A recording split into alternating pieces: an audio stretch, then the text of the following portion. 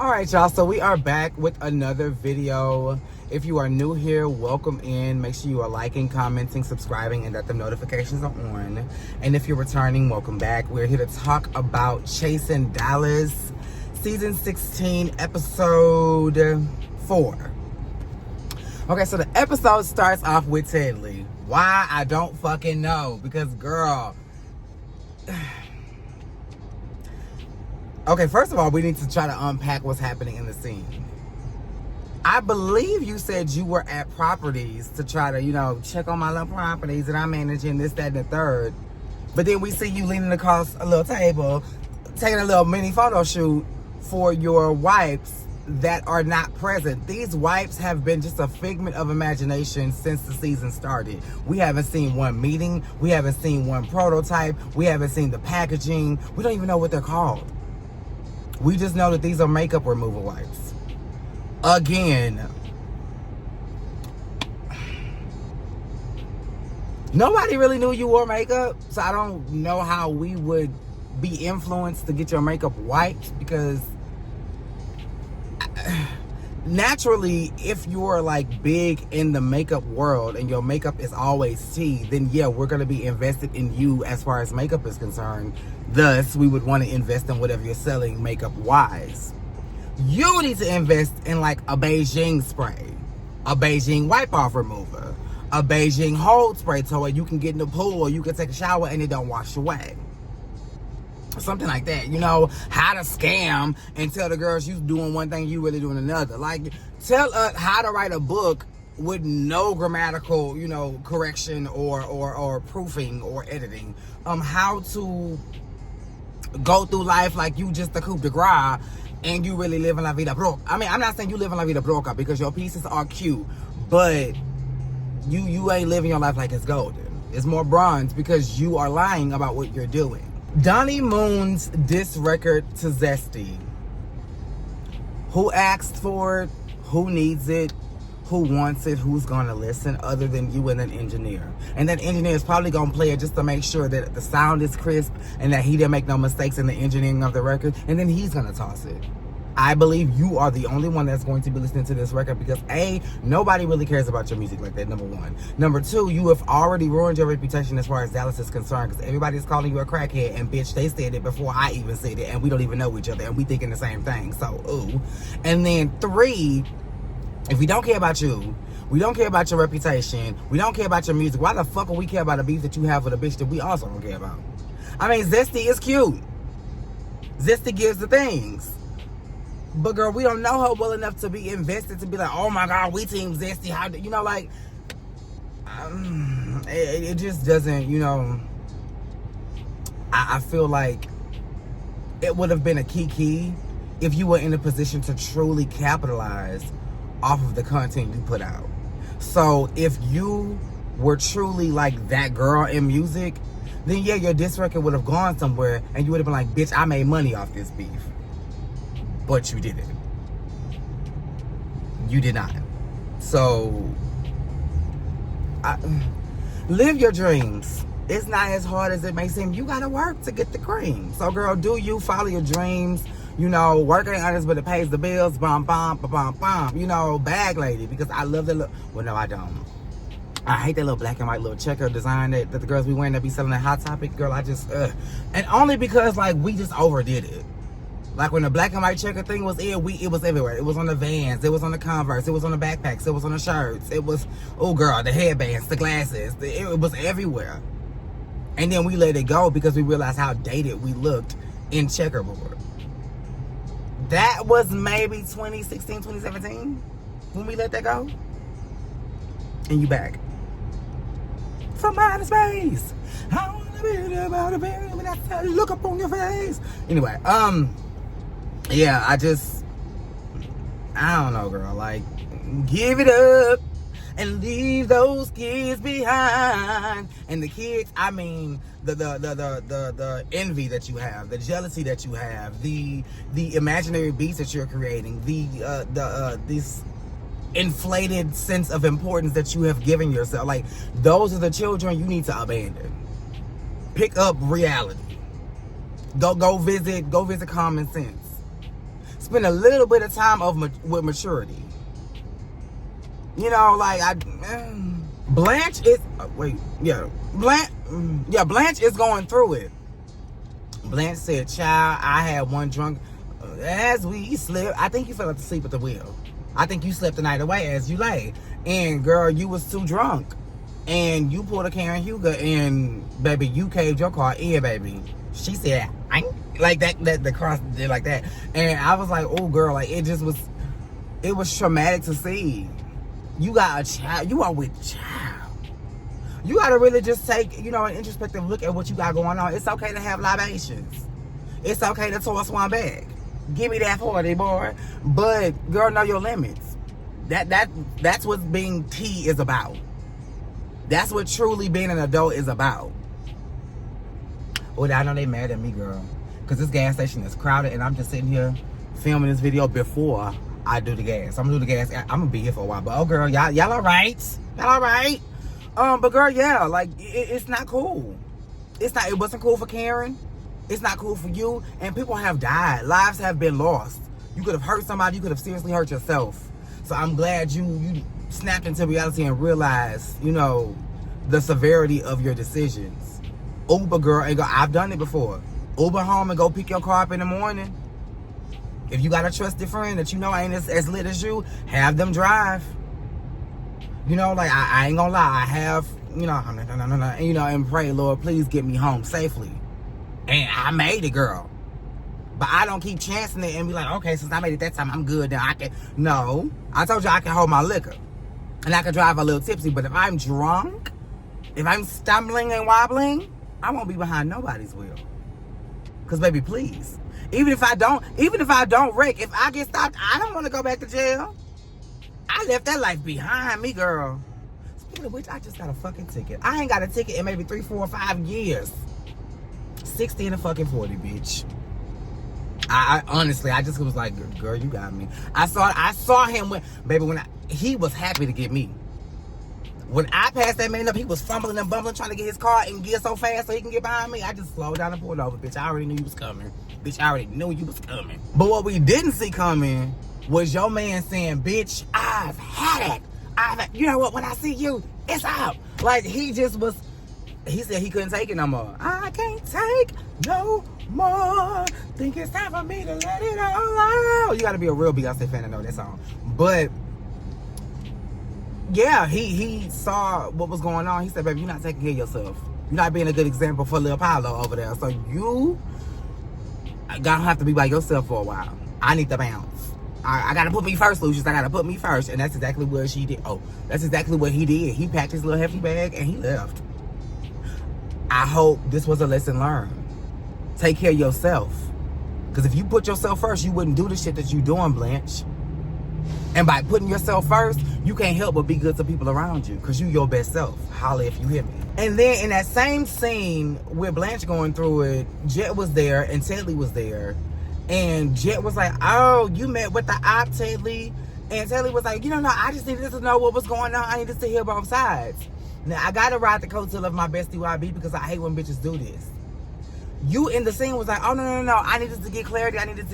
But then you get in your confessional and be like, I don't give a damn what the fuck Jet gotta say. You didn't have my back in season 4 and 5. Well, bitch, Jet was sitting right in front of you when the same information you're giving us, you had embedded in your brain when that bitch said that. As black people, we are a tit-for-tat ass culture. So, bitch, that was boiling in the back of your subconscious when he said that. Why do you spit that out? Because you are a people pleaser and you a pussy.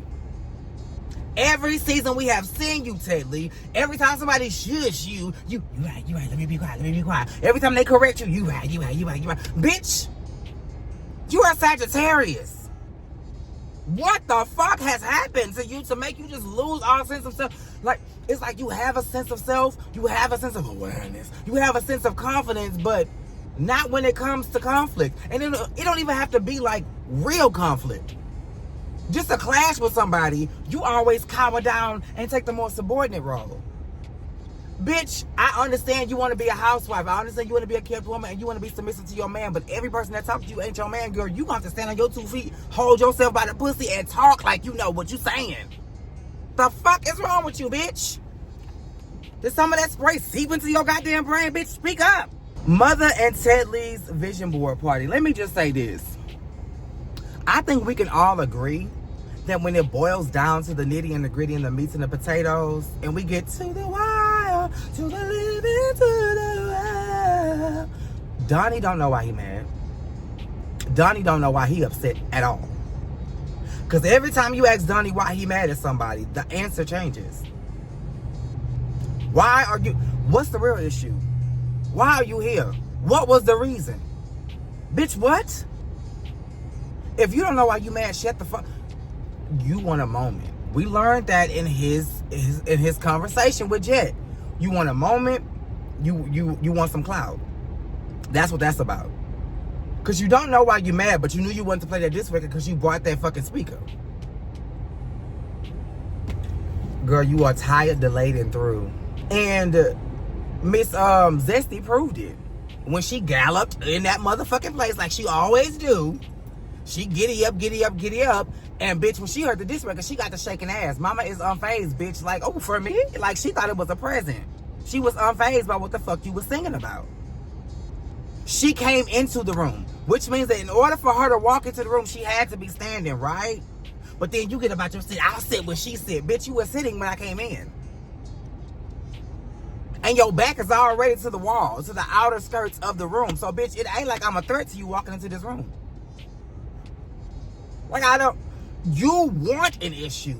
You want a moment. And girls are foolish if they give it to you. And that just is what it is. Now, Ted Lee, this is why I say you need to grab yourself by the pussy and stand on your own 2 feet and speak what you motherfucking mean. Because when you try to do it, the girls look at you, laugh, and look the other way because, girl, we don't take you seriously. You sit the fuck down. Sit the fuck down. Sit the fuck down, bitch. Who the fuck are you talking to? Because even with Donnie being as weak as he is, I believe he can take you. If Donnie wanted to, he could have leaped across that motherfucking table and laid your ass to motherfucking rest. Because, bitch, who the fuck are you talking to? As many times as people have shushed you and put you in your motherfucking place, who the fuck are you to try to put somebody in their place in an establishment that's not even yours? That was Mother's place that you co-hosted with grapes and crackers. You sit the fuck down. I'ma have snacks. Bitch, you brought apple juice to an adult event. Does this look like daycare to you, bitch? We ain't in pediatrics. The fuck you bringing grown folks apple juice for? Blanche, I go up for you, mama. You know I do. You know I love you. You see my reviews. You know I go up for you. You don't need a motherfucking apology for showing up late to an event and shit was getting started. It had nothing to do with you. It was not about you. And you were completely excluded from the event. Had you not been there, that fucking showdown would have still happened. Had you not been there, Donnie would have still came and showed the fuck up. Had you not been there, the pink party would have still happened. Had you not been there, Jeff would have still been doing his big one. You were not affected or effective in any way. So why did you deserve it? You wasted everybody's time, bitch. It wasn't your time to be wasted. It wasn't your event. Come or don't come. I drove 2 hours. Whose fault is that, bitch? You live 2 hours away. That ain't our problem. And it's just like, I think you just wanted to sing because everything you thought he was saying, he said. He stood on that business. He just kind of skated around it, but he came back to the same destination. You was like, oh, okay, I get it now. What you get? Because the same, I get it now, you should have got 3 weeks ago because, bitch, he just reiterated what the fuck he was saying when you was pissed off. Donnie then goes back inside and apologizes to Zesty, but Zesty is like, I'm not trying to hear, girl. Poof, pow, be gone. Rightfully so, bitch. You pulled a beef with me out of your ass crack. Wrote a diss record about me because I kicked back on your ass with my motherfucking galloping hooves. And now you want to apologize because you ain't getting the reaction you wanted? Girl, bye. You could have spared us all an apology had you just left me the fuck alone and tended to your own fucking business. So, girl, fuck you and that apology. Poof. Robert Ray shows up out of nowhere and is like, I love you, Chloe. You my girl. You my friend. You my daughter. But the street saying your balls was hanging out.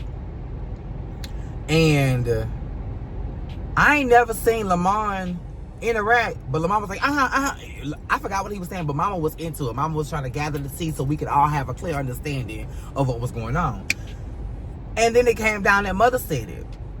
Mother comes in the room while they discussing it, and it's like, I never said that. No, that's not what I said. What I said was, and before she could spit it out, Sean said, let me stop taking a sip of this juice, this fucking apple juice, and speak some truth and justice. Shout out to my bestie YB. Nah, bitch, you said it. It was me, her, and her outside, and you said it. You absolutely said it. Then you get in your confessional, Mother, and be like, well, your balls was hanging out. You know, I called it as I said. Your balls was hanging out. And I'm really pissed off because you decided to go back and address it in front of the group. But I guess you mad at me because I initially... Okay, so, bitch, what room do you have to be mad, ho? You spread her business, and she addressed it in front of the very people you spread it in front of, and you're offended? This is why you shouldn't be down your beard, bitch, because it's starting to affect your thinking. It's starting to affect y'all's thinking. Either y'all playing TV very well, y'all are so bullheaded that y'all can't see the points or take accountability, or you're stupid. It really is just one of those three. It really is. And then the last scene was the bowling. I think the highlight of that scene was the fact that Lamont brought his girlfriend who looked pregnant. So is that something you want to tell us? And if not, I apologize, because, you know, women's bodies are different, and it just could, you know, whatever. But, yeah. You wanted to take everybody, Mother, to the back to be like, now, this is the crew I fuck with. You know, because everybody else, no, baby, you came in swinging. And the chips just landed where they landed, and now you feel some type of way. Bitch, shut the fuck up. Read the room, and organically build relationships. Stop trying to come in trying to be the girl. Because it don't work for everybody. And though you got a fan base, though you got I'm not going to even say a tribe, though you have some people who rock with you and fuck with you the long way by way of this show, you see what happens when you try to get shit started. Don't let production, don't let the director, don't let other cast members, don't let nobody get in your ear and put a battery in your motherfucking back, because this is what the fuck happens. When the chips fall, they just gonna stand there with the camera and catch your reaction. When the chips fall, the people who put the battery in your back is just gonna stand back and watch it happen. Oh, girl, that's fucked up. Now you got 4 friends. It didn't have to, how did it end this way? It didn't have to be like that. It didn't have to be like that at all. You made it this way. So deal with it.